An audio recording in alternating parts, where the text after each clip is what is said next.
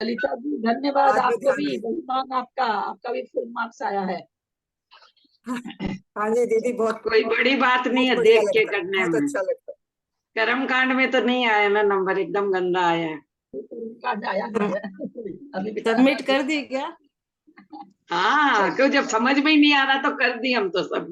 हाँ, नहीं तो ना प्रेशर रहता है, मैं भी कर दी। मैंने कहा बाप रे, नहीं तो 2 घंटा फिर प्रेशर रहेगा। हाँ, नींद ही नहीं आती है ना फिर तो वो करना, आराम से सोई सबमिट करके। पेपर तो बहुत अच्छा था, पेपर कहीं कुछ ये नहीं था, बस बंद बंद विच्छुत्ति जो आप लोग नहीं लगा पाते होंगे तो वो भले 3-4 प्रश्न था, बाकी तो पेपर है। तो बहुत अच्छा हाँ, था। बाकी सारा तो वाला नहीं, तो इजी बहुत ही था, easy दिया बाकी सारा तो इजी था उन्होंने तो मेरा प्रकृति ही भी। लिख दी थी, कहाँ एक एक एक होता, बस थोड़ा सा वो चिन्ह नहीं लगाना समझ था। में आया ना हम लोग को, बंद बिच्छू तो किसको टिक करें, एक कोई टिक करना, आगे वाला ले कि पीछे वाला, सभी रोंग हुआ मेरा तो।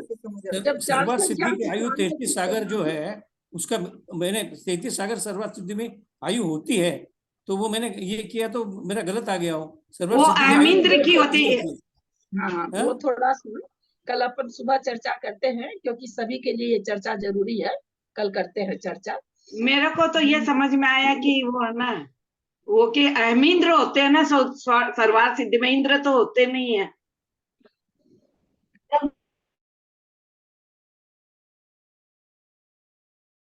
लिख करके ये प्रश्न अपनी कर्मकांड जी के परिप्रेक्ष्य में नहीं होता, ये प्रश्न तत्वार सूत्र में होता है।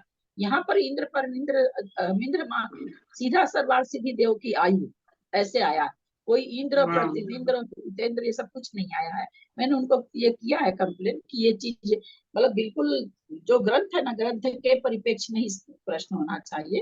होता है बनाने वाले के कभी कभी दिमाग में कुछ आता है ना, तो वैसा कर देते हैं, ऐसा कुछ नहीं है। चलिए हम लोग शुरू करते हैं। ओकारं बिंदु संयुक्तं नित्यं ध्यायन्ति योगिनः कामदं मोक्षदं चैव ओंकाराय नमो नमः। अविरल शब्द घनौगा प्रक्षाली सकल भूतल कलंका मुनि विरूपासी पिठा सरस्वती हरतुरतुरितम् अज्ञानतिमिरान्धानां ज्ञानाञ्जन शलाकया चक्षुरुन्मीलितं येन तस्मै श्री गुरुवे नमः। श्री परम गुरुवे नमः। परम्पराचार्य गुरुभ्यो नमः। सकल कलुष विदोषकं श्रेषां परिवर्धकं धर्म संबंधकं भव्य जीवन प्रतिबोधकारकं पुण्य प्रकाशम पापणासम इदं शास्त्रम श्री पद्म पुराण नामधेयम अस्य मूल ग्रंथ करता है श्री श्रवण के देवास्तर ग्रंथ करता है श्री गंधर देवा प्रति गंधर देवा तेषां पचम साठ का मासाद्य श्रीमद रवि सेनाचार्य न गिरीशतमिदं शास्त्रम श्रोतारः सावधानतया शृण्वन्तु।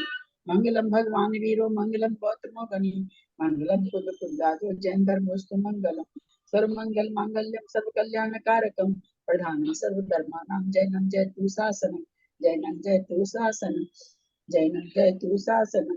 सरस्वती नमस्तुभ्यं वरदे कामरूपिणी विद्यारंभं करिष्यामि सिद्धिर्भवतु मे सदा। वाणी माता की जय। सिद्धं संपूर्ण भव्यार्थं सिद्धे कारणम् उत्तमं प्रशस्त दर्शन ज्ञान चारित्र प्रतिपादन सुरेंद्र मुक्ताश्लिष्ट पद परमांशु केशरम प्रणमामि महावीरं लोककृत्य मंगलम प्रणमामि महावीरं लोककृत्य मंगलम। जीवन माता की जय।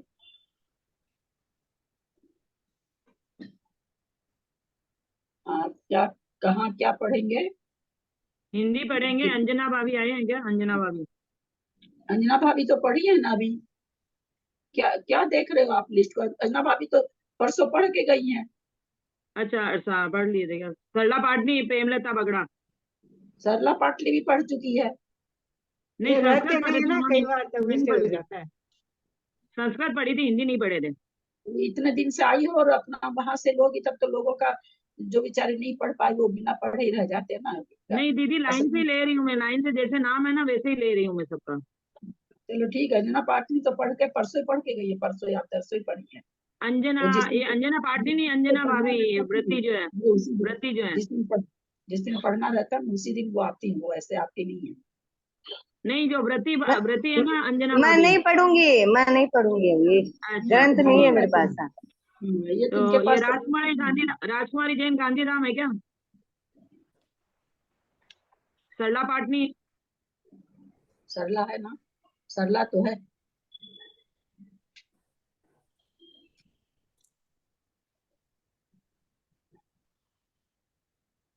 सरला दीदी। हाँ जय जिनेन्द्र, कितना नंबर से पढ़ना है? 101 से हिंदी पढ़ना है।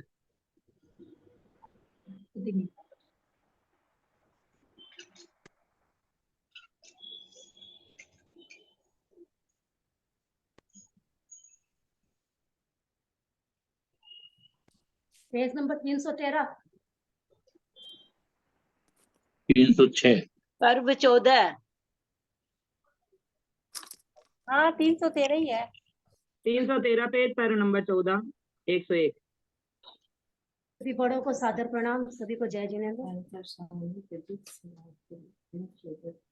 आप ये सब तो नहीं पढ़ा गया था ना, इसका ऊपर वाला तो नहीं पढ़ा गया है, क्योंकि मेरे में 50 पर लगा हुआ है। नहीं दीदी, परसों 50 पढ़े थे, हिंदी संस्कृत 2 ही चीज पढ़े थे परसों।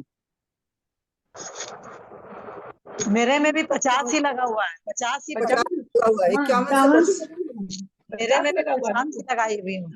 50 लगा हुआ है, 51 से पढ़िए। 51 से पढ़िए, 50 ही हुआ है। संकल्प से दुख पाता है, शुभ संकल्प से सुख पाता है, और अष्ट कर्मों के क्षय से मोक्ष प्राप्त करता है। पात्र की विशेषता से अनेक रूपता को प्राप्त हुए जीव दान के प्रभाव से भोग भूमियों में भोगों को प्राप्त होते हैं। जो प्राणी हिंसा से विरत, परिग्रह से रहित और राग द्वेष से शुद्ध हैं, उन्हें जिनेन्द्र भगवान ने उत्तम पात्र कहा है।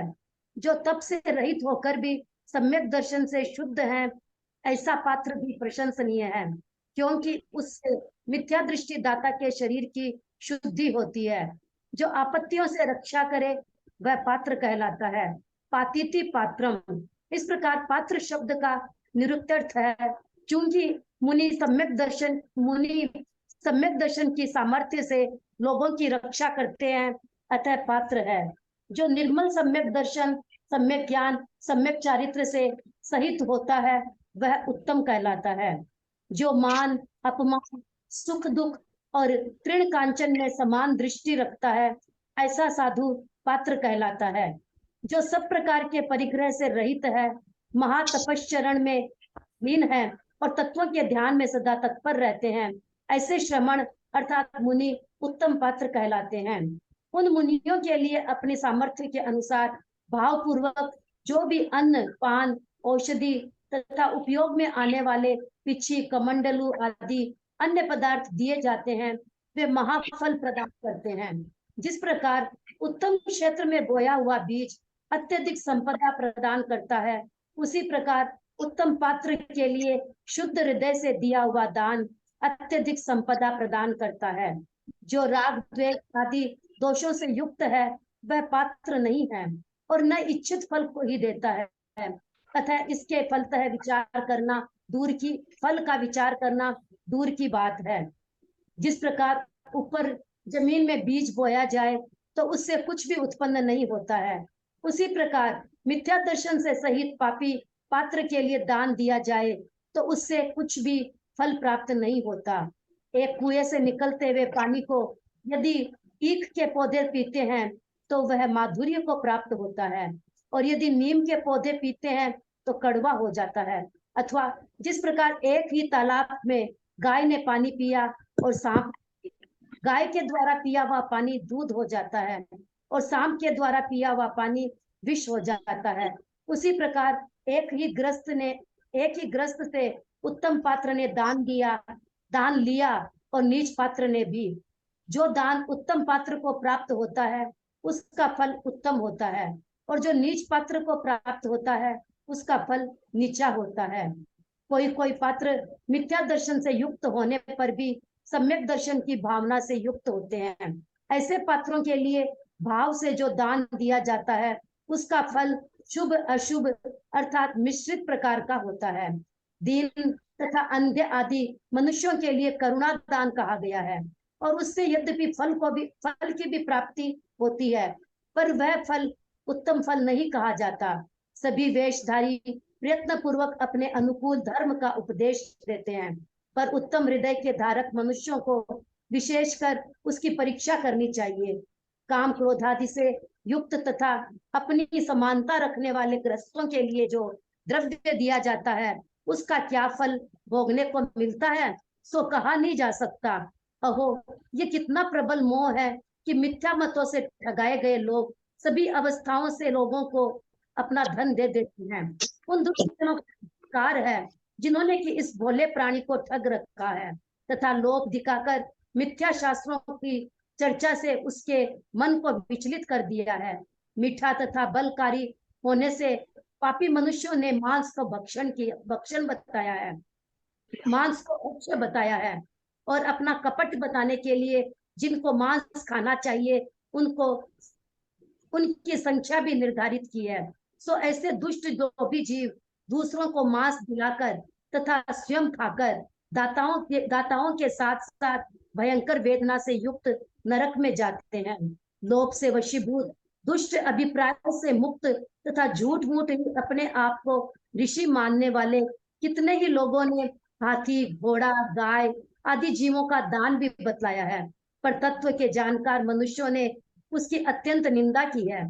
उसका कारण भी यह है कि जीवन दान जो जीव दिया जाता है उसे बोझा ढोना पड़ता है। नुकीली आरी आदि से उसके शरीर को आंका जाता है तथा लाठी आदि से उसे पीटा जाता है। इन कारणों से उसे महा दुख होता है और उसके निमित्त से बहुत से अन्य जीवों को भी बहुत दुख उठाना पड़ता है। इसी प्रकार भूमि दान भी निंदनीय है क्योंकि उससे भूमि में रहने वाले जीवों को पीड़ा होती है तथा प्राणी पीड़ा के निमित्त जुटाकर पुण्य की इच्छा करना मानो पत्थर से पानी निकालना है। इसलिए समस्त प्राणियों को सदा अभय दान देना चाहिए। साथ ही ज्ञान, प्रासुख, औषधि, अन्न और वस्त्र आदि भी देना चाहिए। जो दान निंदित बताया है वह भी पात्र के भेद से प्रशंसनीय हो जाता है। जिस प्रकार की शुक्ति यानी सीप के द्वारा पिया हुआ पानी निश्चय से ही बन जाता है। पशु तथा भूमि का दान यद्यपि निंदित दान है, फिर भी यदि वह जिन प्रतिमा आदि को उद्देश्य कर दिया जाता है तो वह दीर्घ काल तक स्थिर रहने वाले उत्कृष्ट भोग प्रदान करता है। भीतर का संकल्प ही पुण्य पाप का कारण है। उसके बिना बाह्य में दान देना पर्वत के शिखर पर वर्षा करने के समान है। इसलिए वीतराग सर्वज्ञ जिनेंद्र देव का ध्यान कर जो दान दिया जाता है उसका फल कहने के लिए कौन समर्थ है। जिनेंद्र के सिवाय जो अन्य देव हैं वे द्वेषी, रागी तथा मोही है क्योंकि वे शस्त्र लिए रहते हैं, उससे द्वेषी सिद्ध होते हैं और स्त्री साथ में रखते हैं तथा आभूषण धारण करते हैं, इससे रागी सिद्ध होते हैं। राग द्वेष के द्वारा उनके मोह का भी अनुमान हो जाता है क्योंकि मोह राग द्वेष का कारण है।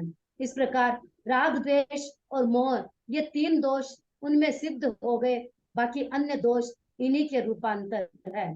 लोक में भी जो कुछ मनुष्य देव के रूप में प्रसिद्ध है वे साधारण जन के समान ही भोजन के पात्र हैं, अर्थात भोजन करते हैं, कषाय से युक्त हैं और अवसर पर आंशिक कामादिक का सेवन करते हैं।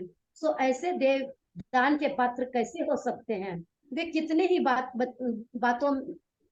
बातों में जबकि अपने भक्त जनों से गए गुजरे अथवा उनके समान ही हैं और उन्हें उत्तम फल कैसे दे सकते हैं।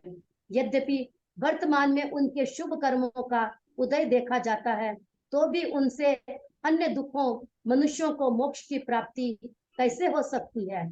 ऐसे कुदेवों से मोक्ष की इच्छा करना बालू की मुट्ठी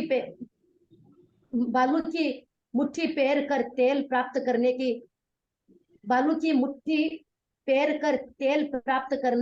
करने की इच्छा के समान है, अन्यथा अग्नि की सेवा से प्यास नष्ट करने की इच्छा के तुल्य है। यदि एक लंगड़ा मनुष्य दूसरे लंगड़े मनुष्य को देशांतर ले जा सकता है तो इन देवों से दूसरे दुखी जीवों को भी फल की प्राप्ति हो सकती है। जब इन देवों को यह बात है तब पाप कार्य करने वाले उनके भक्तों को बात तो दूर ही रही, उनकी सत्पात्रता की इसी तरह सिद्ध नहीं हो सकती। लोभ से प्रेरित हुए पापी जन यज्ञ में प्रवृत्त होते हैं और लोग ऐसा करने वाले को दक्षिणा आदि के रूप में धन दे, यह निर्दोष कैसे हो सकता है? इसलिए जिनेंद्र देव को उद्देश्य कर जो दान दिया जाता है वही सर्व दोष रहित है, वही महाफल प्रदान करता है। धर्म तो व्यापार के समान है। जिस प्रकार व्यापार में सदा हीनाधिकता का विचार किया जाता है, उसी प्रकार धर्म में भी सदा हीनाधिकता का विचार रखना चाहिए, अर्थात हानि लाभ पर दृष्टि रखना चाहिए। जिस धर्म में पुष्प की अधिकता हो, पुण्य की है, जिस धर्म में पुण्य की अधिकता हो और पाप की न्यूनता हो, गृहस्थ उसे स्वीकृत कर सकता है, क्योंकि अधिक वस्तु के द्वारा हीन वस्तु का पराभव हो जाता है। जिस प्रकार विष का एक कण तालाब में पहुंचकर पूरे तालाब को दूषित नहीं कर सकता, उसी प्रकार जिन धर्मानुकूल आचरण करने वाले पुरुष से जो थोड़ी हिंसा होती है वह उसे दूषित नहीं कर सकती, उसको वह अल्प हिंसा व्यर्थ रहती है। इसलिए भक्ति में तत्पर रहने वाले कुशल मनुष्यों को जिन मंदिर आदि बनवाना चाहिए और माला धूप दीप आदि सबकी व्यवस्था करनी चाहिए। जिनेंद्र भगवान को उद्देश्य कर जो दान दिया जाता है उसके फल स्वरूप भी स्वर्ग तथा मनुष्य लोक संबंधी उत्तमोत्तम भोग प्राप्त करते हैं। सन्मार्ग में प्रयाण करने वाले मुनि आदि के लिए जो यथा योग्य दान दिया जाता है वह उत्कृष्ट भोग प्रदान करता है। इस प्रकार यही दान गुणों का पात्र है। इसलिए सामर्थ्य के अनुसार भक्ति पूर्वक सम्यक दृष्टि पुरुषों के लिए जो दान देता है उसी का दान है। बाकी तो चोरों को धन लुटाना है। केवल ज्ञान के साम्राज्य पद पर स्थित है। ध्यान के प्रभाव से जब केवल ज्ञान की प्राप्ति हो चुकती है तभी यह जीव निर्वाण को प्राप्त होता है। जिनके समस्त कर्म नष्ट हो चुके हैं, जो सर्व प्रकार की बाधाओं से परे हो जाते हैं, जो अनंत सुख संपन्न रहते हैं, अनंत ज्ञान और अनंत दर्शन जिनकी आत्मा में प्रकाशमान रहते हैं, जिनके तीनों प्रकार के शरीर नष्ट हो जाते हैं, निश्चय से जो अपने स्वभाव में स्थिर रहते हैं और व्यवहार से लोक शिखर पर विराजमान है, जो पुनरागमन से रहित है और जिनका स्वरूप शब्दों द्वारा नहीं कहा जा सकता, वे सिद्ध भगवान हैं। लोभ रूपी पवन से बड़े दुख रूपी अग्नि के बीच में पड़े पापी जीव पुण्य रूपी जल के बिना निरंतर क्लेश भोगते रहते हैं। सो हो गया दीदी। जय जिनेंद्र, सभी बड़ों को प्रणाम। ये ललिता जी, इसमें जो ऊपर 60-65 पे कुछ आया था ना कि वो क्या थोड़ा सा क्या आया था? हाँ, ये जो दान दिया जाता है शुभ अशुभ वगैरह जो बोला ना, ये सब 64 पे है। हाँ 64 से है ना कुछ। उत्तम पात्र को प्राप्त होता है पानी। ये कोई पात्र मिथ्या दर्शन से युक्त होने पर भी सम्यक दर्शन की भावना से युक्त होते हैं। ऐसे पात्र के लिए तो मिथ्या दर्शन, जब मिथ्या दृष्टि को दान देने से फल नहीं होता है, देखो ये होता, तो ये वो कहना चाह रहे हैं कि अब मिथ्या दर्शन से युक्त होने पर भी सम्यक दर्शन की भावना से युक्त होता है कि भाई मैं सम्यक दर्शन कब मुझे हो जाए, वैसी क्रिया को करता है, वैसा चाहता है। कहने का मतलब जिन धर्म में जो लगा हुआ है, अच्छे कार्यों में जो लगा हुआ है, तो ऐसे पात्रों के लिए भी जो दान दिया जाता है उसका फल भी शुभ मिश्रित प्रकार का होता है। यानी सम्यक दर्शन की भावना से युक्त है, इसलिए शुभ भी मिल जाता है, और मिथ्या दर्शन की भावना भी अभी उसके साथ है, इसलिए अशुभ फल भी मिलता है, ऐसा कह रहे हैं। इसमें आया कि जो है ना, अब जो कुशल व्यक्ति होते हैं वो पहचान कर लेते हैं, मतलब सोच समझ के देखते हैं कि कौन सही व्यक्ति है कौन नहीं है। लेकिन कभी कभी तो हमने ये सुनने में आता है कि हम श्रावक करने वाले कौन होते हैं, हम श्रावक उनको देखने वाले कौन होते हैं, उनको परखने वाले कौन होते हैं। और देखने वाले तो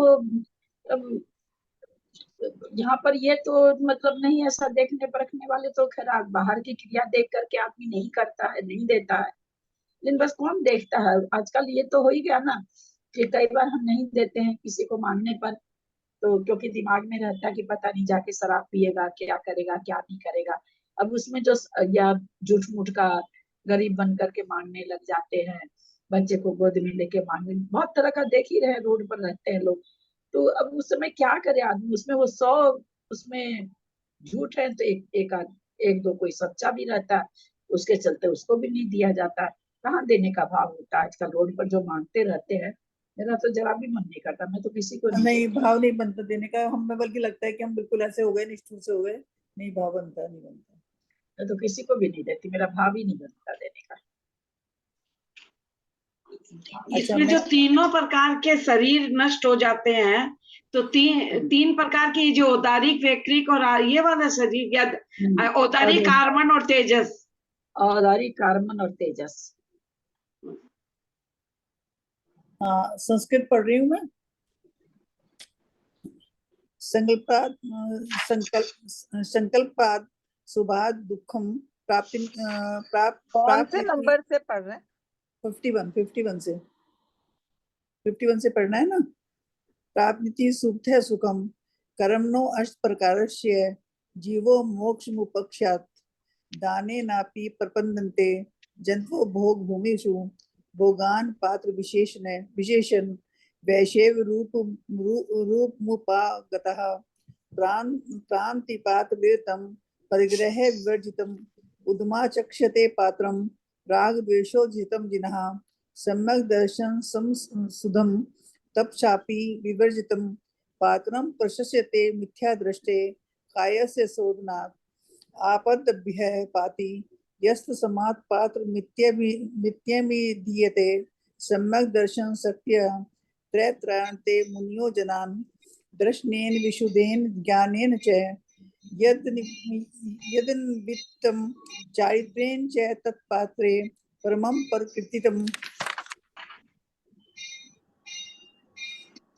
मानापमान योस्तुल्यस्तथा ये सुख दुखियो प्रण कांचन्यो च साधु पात्रम प्रशस्यते शव ग्रंथ विनुर्मुक्ता महातपसी ये रतः समनास्ते परम पात्रम तत्व ध्यान परायण तेभ्यो भावेन तद्वतम शक्त्यापानान भेषजम यथोपयोग मन्यथ तद्यच्छति महाफलम क्षिप्तम यथेव सत्क्षेत्रे बीजम तत्संपदम प्राम प्रजन्ति तथा दंतम सत्पात्रेषु दुचेतसाः राग द्वेषादिभिर्युक्तम यतु पात्रम न तन्मतम प्रच्छति फलम दूरम तत्र लाभ विचिन्तितम क्षिप्तम यथोपशरम बीजम न किंचित तत्र जायते मिथ्या दर्शन संयुक्त पाप पात्रोद्यतम तथा कृपाद धृतमेकस मात्सलिल प्रतिपद्यते माधुर्य मिक्षुभि पितम निम्ब पितम तु तिक्तातम सरस्याम जलमेकस्याम गवताम पनगेन च क्षीर भाव मवाप्नोति विस्ताम च यथा तथा विन्यस्तम भावतो दानम सम्यक दर्शन भाविते मिथ्या दर्शन युक्ते तु शुभाशु फलम भवेत् दीनानंदादिजनेभ्यस्तु करुणा परिचोदितम दान मुक्तम फलम यस्मात् यद्यपि सयान सत्यमम वदन्ति लिंगनः सर्वे स्वानुकूलं प्रदन्तः धर्म सेतु विशेषण परीक्षः शुभ मानसै द्रव्यम यदा तम तुल्येषु ग्रस्तेषु विसर्जते काम क्रोधादि युक्तेषु तत्र का फल भोगिता अहो महानय मोह सर्वावस्थेषु यज्जनः स्वपतेयं विमुचन्ति विप्रलभा कुशासनै दिगस्तु तान् खलानेश जनो प्रतारितः लोभात् को ग्रंथ कंथा भिर्वरात् को ने मानसः मृष्टदवाद बलकारित्वान् माशं भक्ष्य मुदाहतं पापड़ दंभ प्रसिद्ध्यर्थम परिसंख्या च कीर्तिता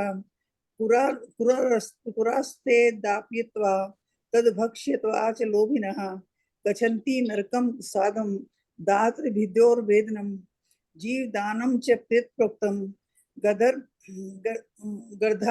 गर्धा वैद्यरात्भिः ऋषि मन्येस्तु दत्यं निंदितम ततु वेदिभिः तस्मिन् ह्रिदीयमानस्य बहनाकं ताडनै संपद्यते महदुःखं तेनान्येषा च भूयसां भूमिदानमपि क्षिप्तं तद्गत प्राणिपीडनात् प्राणिघातनिमित्तं पुण्यं पाषाणतः पया सर्वेषामयं तस्माद्यं प्राणभृतां सदा ज्ञानं भेषजमनं च वस्त्रादि च गता सुखं दानं निंदत्मप्येति प्रशंसां मातृभेदतः शुक्तिपितं यथा वारी मुक्ति भवति निश्चयम् पशु भूम्यादिकं दत्तं जिनानुदिश्य भावतः ददाति पर भोगान अत्यंत विधिकाल लगान अंतरंगम ही संकल्पः कारणम पुण्य पापयो बिना तेन बहिर्दानम वर्षे पर्वत मूर्धनि वितरांगनां समस्त ज्ञान तो ध्यात्वा जनेश्वरां दानम यदीयते तस्य कैशक्तो मासी तुम फलम आयुध ग्रहणादन्य देवा देश समन्विता रागिन्य कामिनी संगाद भूषणाम च धारणात् राग द्वेषानुमेश्य तेषां मोहापि विद्यते तेहं कारणं मोहो दोषः शेषास्तु तन्मयः मनुष्य एव केचिदेवा भोजन भाजनम कषाय तन्भय काले देश कामादि सेविनः एवं विधा कथम देवा दान गोचरतां गतः अधमा यदि वतुल्यः फलं कुर्यु मनोहरं दृष्टोपि ताव देताशां विपाके शुभकर्मणः कुत एव शिवस्थानं संप्राप्ति दुखितात्मनां तदेत दाक्ता मुष्टि पीडना तले वांछितम विनाशम च तृष्णाया सेवानाथ सुसक्षण। एक मिनट बोलो मत, आवाज मत करो। तदेति शक्ता मुष्टि पीडना तले वांछितम विनाशनम च तृष्णाया सेवनाथ सुसक्षण पंगुना नियते पाठयति देशांतरम ततः एक भय कृष्यतो जंतो देवर भूय जायते फलम येषां तावद्यं वार्ता देवानां पाप कर्मणां तद्भक्तानां दूद्रेण सत्पात्रत्वं न प्युज्यते लोभेन चोदितः पापो जनो यज्ञ प्रवर्तते कुर्वतो हि तथा लोकोधनं तर्हि पृच्छति तस्मादुद्दिश्य दानं दीयते जिन पुंगवं शवदोषा विनिर्मुक्तं तद्दाति फलं महतः वाणिज्य सदृशो धर्मस्तु प्राणवश्य गुरुतः बहुना ही पराभूतिः कृते अल्पस्य वस्तुनः यथा विष्कन्ः प्राप्तः सरसीव नैव दूष्यति चिद्धर्मोद्यत स्वयं हिंसा लेशो वृथोदवः प्राशादाति ततः कार्ये जिनानां भक्ति तत्परः माल्य धूप प्रदीपादि सर्वं च कुशलैर्जनैः सर्वज्ञे मनुष्य लोके च भोगान् अत्यन्तमुक्तां जन्तवः प्रतिपद्यन्ते जिनानुदिश्य जानतः तन्मार्ग प्रस्थितानां च दत्तं दानं यथोचितं करोति विप्लान् भोगान् गुणनामिति भाजनतनं यथा शक्ति ततो भक्त्या समग्र दृष्टिसु यच्छते दानं तदेक मात्रास्ति शेषं चोर विलुण्ठितं स्थितं ज्ञानस्य साम्राज्ये केवलं परिकीर्त्यते निर्वाणं च तस्य संप्राप्ता रूपेति ध्यान योगतः विमुक्ता शेष कर्माणः सर्व बाधा विवर्जितः अनंत सुख संपदा अनंत ज्ञान दर्शनः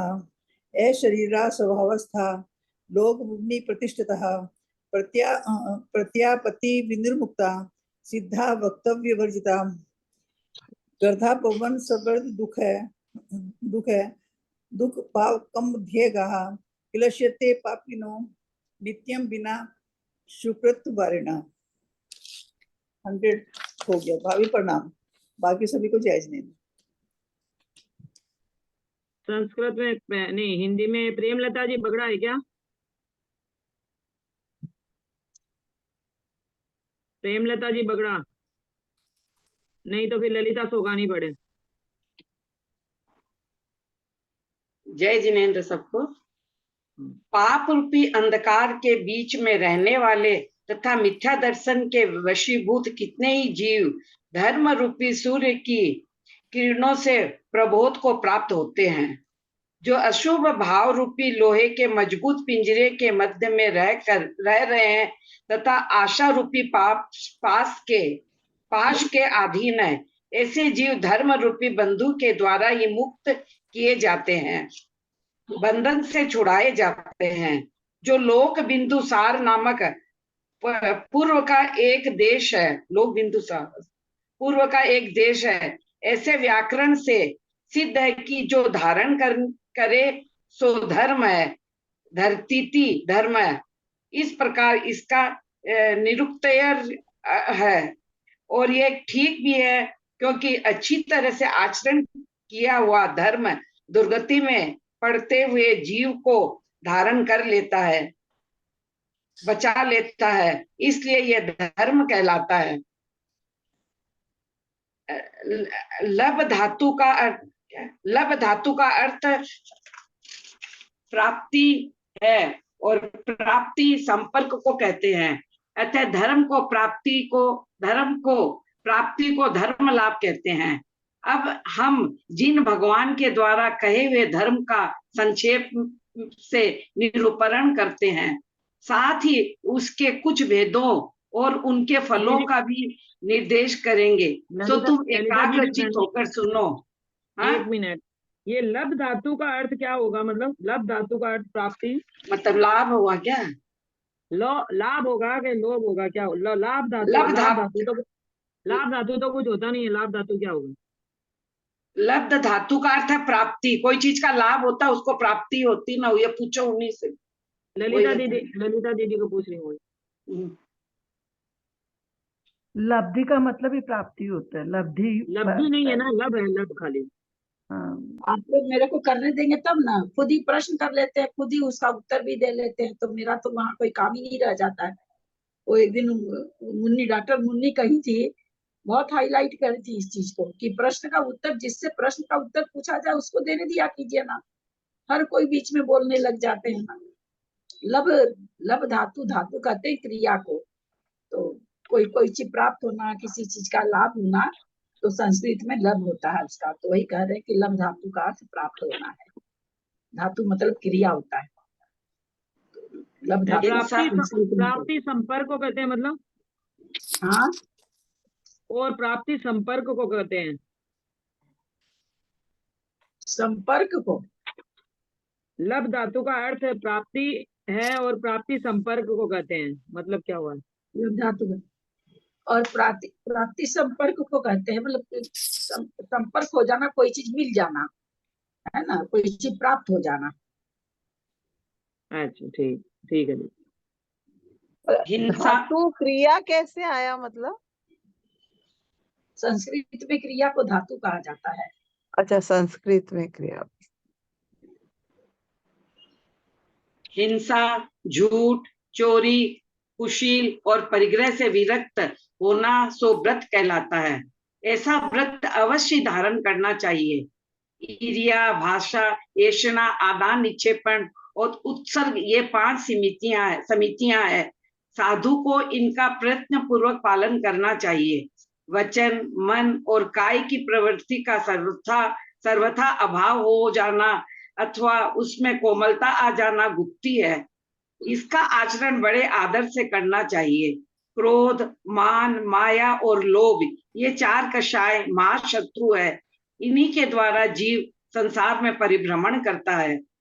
आगम के अनुसार कार्य करने वाले मनुष्यों को क्षमा से क्रोध का, मृदुता से मान का, सरलता से माया का और संतोष से लोभ का निग्रह करना चाहिए।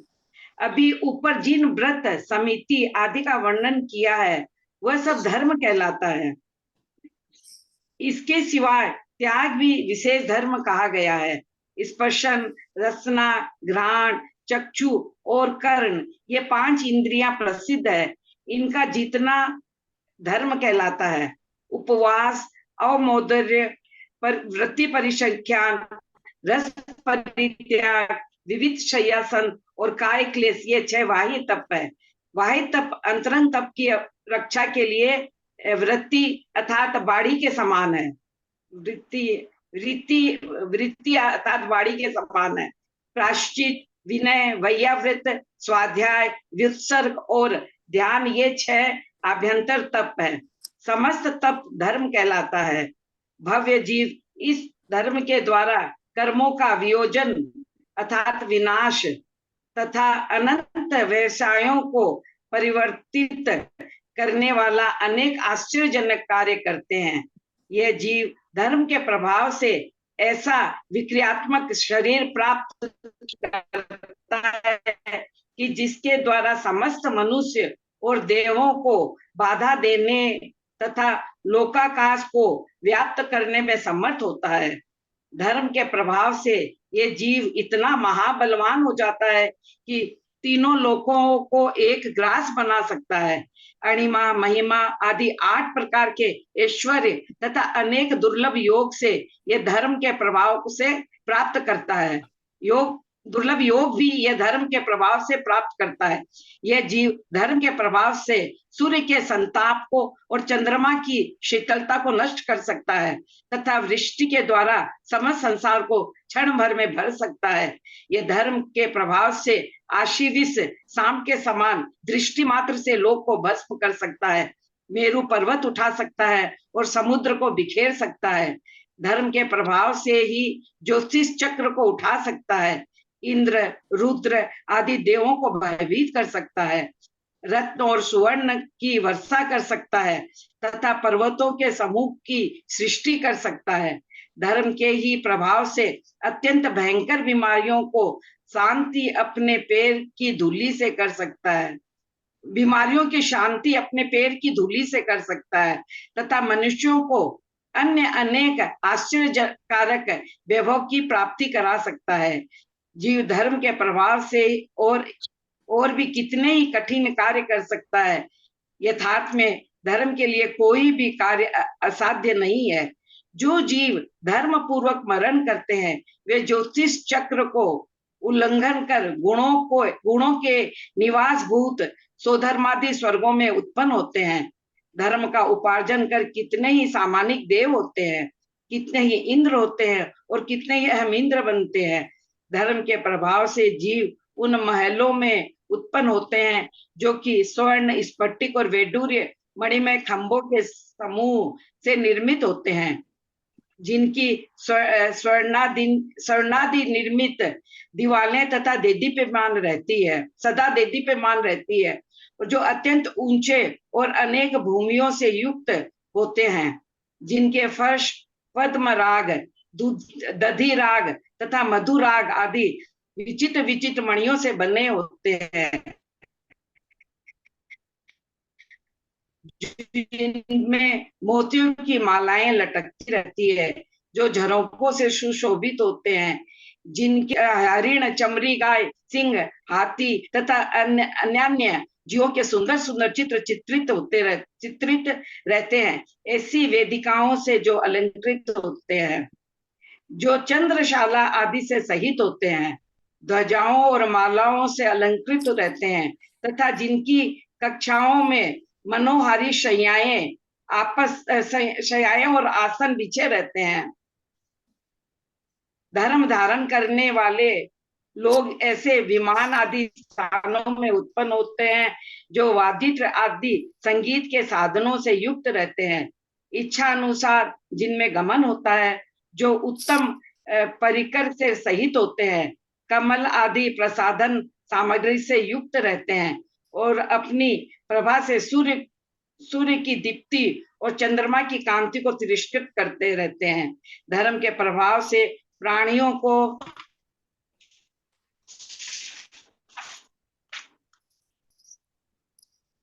को देव भवनों में ऐसा वैकृत शरीर प्राप्त होता है जो कि सुख में निद्रा के दूर होने पर जागृत हुए के समान जान पड़ता है, जिनकी इंद्रियां अत्यंत निर्मल होती है, जो तत्काल उदित सूर्य के समान देदीप्यमान होता है, जो कांति से चंद्रमा की तुलना प्राप्त करता है, रज, पसीना आदि बीमारी से रहित होता है, अत्यंत सुगंधित, निर्मल और कोमल होता है, उत्कृष्ट लक्ष्मी से युक्त, नयनाभिराम और उपपाद जन्म से उत्पन्न होता है। इसके सिवाय अपनी कांति के समूह से दिगंतराल और आच्छादित करने वाले आभूषण भी प्राप्त होते हैं। दिगंतराल माने क्या हुआ? दिगंतराल धर्म के प्रभाव से स्वर्ग में ऐसी अप्सराएं प्राप्त होती है। विदिशाओं को दिगंतराल कहते हैं। हमारे यहाँ मंदिर में ना घंटा घड़ी बहुत जोर बजता है इस समय, इसलिए मैं अपने को म्यूट कर लेती हूँ। बहुत जोर जोर से घंटा बजता रहता है तो सारी आवाज जाती है। दिगंतराल में दिशाओं के अंतराल में, यानी विदिशा को दिगंतराल। धर्म के प्रभाव से स्वर्ग में ऐसी अप्सराएं प्राप्त होती है कि जिनके चरणों का स्पर्शन कमल दल के समान कोमल होता है, जिनके नख अत्यंत कांतिमान होते हैं, जिनके लाल लाल वस्त्रों के अंचल नुपुरों से उलझते रहते हैं, जिनकी जंघाएं केले के स्तंभ के समान स्निग्ध स्पर्श से युक्त होती है, जिनके घुटने मांसपेशियों से अंतर निहित हो रहते हैं, जिनके स्थूल नितंब मेखलाओं से सुशोभित होते हैं, जिनकी चाल हाथी की चाल के समान मस्ती से भरी रहती है, जो सूक्ष्म त्रिवल्ली से युक्त मध्य भाग से सुशोभित होती है, जिनके स्तनों के मंडल नवीन उदित चंद्रमा के समान होते हैं, जिनकी रत्नावली की कांति से सदा चांदनी छिटकती रहती है, जो मालती के समान कोमल और पतली भुजा रूपी लताओं को धारण करती है, जिनके हाथ महामूल्य मणियों की खनकती हुई चूड़ियों से सदा युक्त रहते हैं, अशोक पल्लव के समान कोमलता धारण करने वाली, जिनकी अंगुलियों से मानो कांति चूती रहती है, जिनके कंठ शंख के समान होते हैं, जिनके होठ दांतों की कांति से आच्छादित रहते हैं, जिनके कपोल रूपी निर्मल दर्पणों के समस्त भाग लावण्य से संलिप्त रहता है, जिनके नयनांत की सघन कांति सदा कर्णाभरण की शोभा बढ़ाया करती है, मोतियों से व्याप्त पद्मराग मणि जिनकी मांग को अलंकृत करते रहते हैं, जिनके केसों के समूह भ्रमण के समान काले सूक्ष्म और अत्यंत कोमल है, जिनके शरीर का स्पर्श मृणाल के समान कोमल है, जिनकी आवाज अत्यंत मधुर है,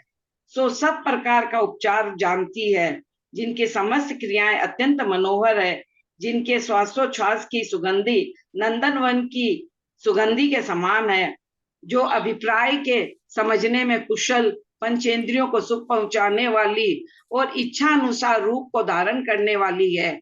देवलोक उन अप्सराओं के साथ सदा संकल्प मात्र से ही समस्त उपकरण उपस्थित हो जाते हैं, ऐसा विषय जन विशाल सुख को भोगते हैं, अथवा मनुष्य लोक में जो सुख प्राप्त होता है, जिनेंद्र देव ने उन सब को धर्म का फल कहा है। ऊर्ध्व मध्य और अधोलोक में उपभोक्ताओं को जो भी सुख नाम का पदार्थ प्राप्त होता है वह सब धर्म से ही उत्पन्न होता है। दान देने वाले, उपभोग करने वाले और मर्यादा स्थापित करने वाले मनुष्यों की जो हजारों मनुष्यों के झुंड रक्षा करते हैं, वह सब धर्म से उत्पन्न हुआ फल समझना चाहिए।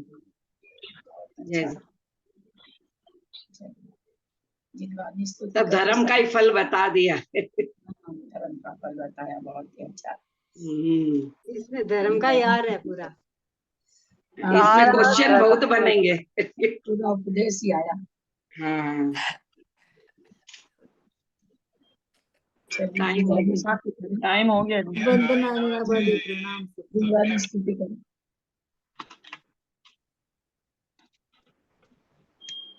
कल हिंदी में विजया जी और कुसुम चुड़ीवाल पढ़ेंगे, संस्कृत में निशा जी और मुन्नी जैन पढ़ेंगे।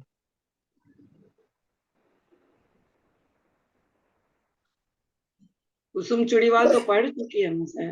इस बार संस्कृत पढ़े थे वो, हिंदी नहीं पढ़े थे। पढ़ ली वो, हिंदी और संस्कृत हाँ, दोनों पढ़ ली। उनका नंबर तो अब आया है।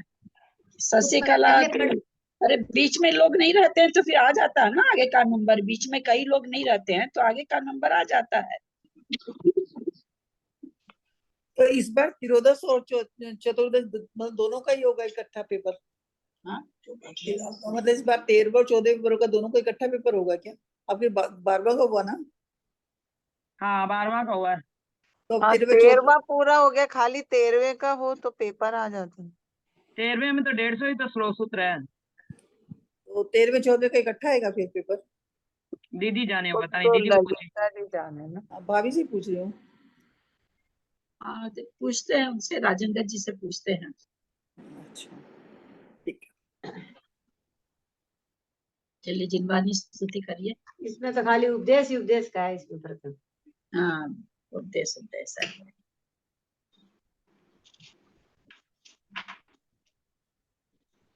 करो जिनवानी स्तुति करो भाई, शशिकला, शर्मिला। करते हूँ दीदी।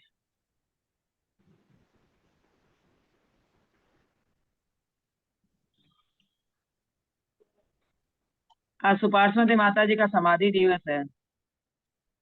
अच्छा, आया था उनका राकेश राजेश।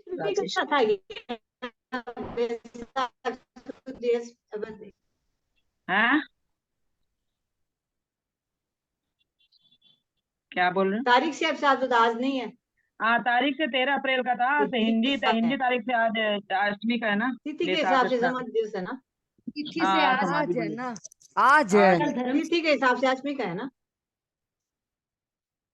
करती सागर जी हूँ मैं अभिनंदन, स्वीकार करो माँ।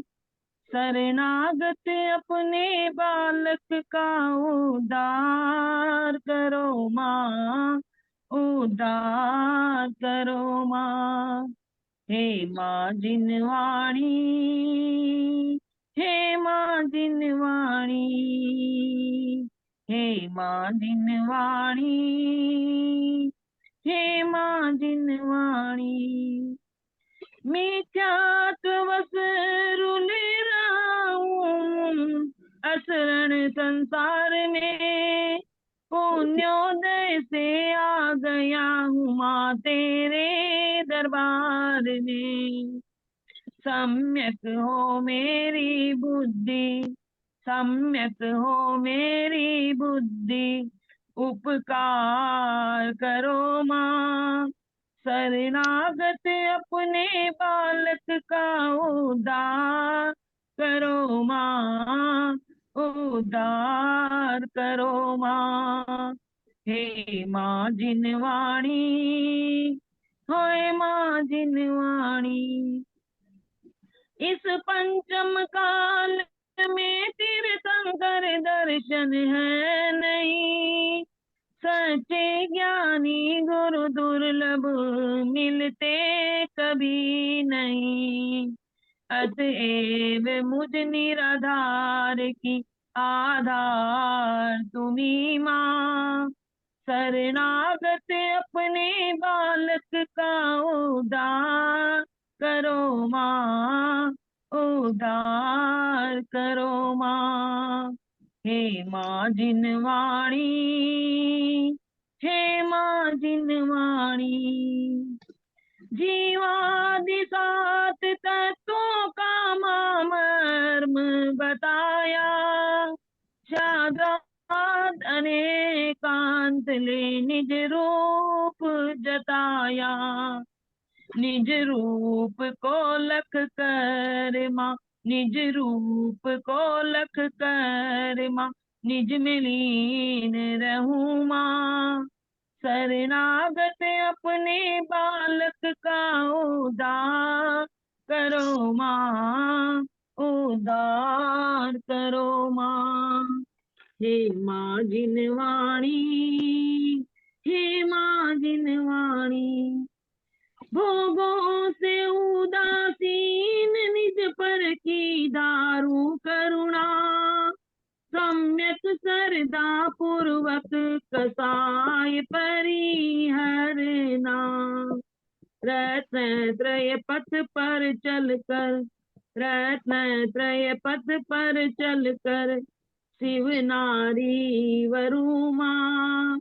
शरणागत अपने बालक का उद्धार करो माँ, उद्धार करो माँ।